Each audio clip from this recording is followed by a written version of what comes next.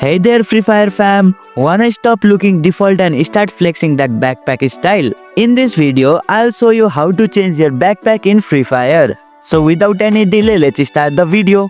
First thing first, open up Free Fire on your mobile device.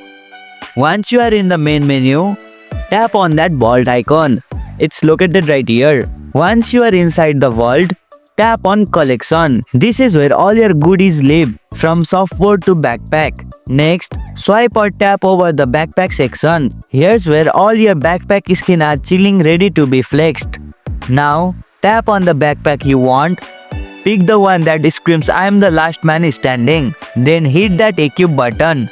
You can even set different looks for level 1, 2, 3 backpacks. Wanna get more backpack skin? Keep an eye out on event, the store and create openings. Sometimes Garena give them away like candy. Don't miss out.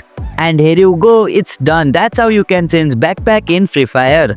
If you liked our video, press the thumbs up and share button. If you have any question, comment down below and don't forget to subscribe the channel for more tutorials.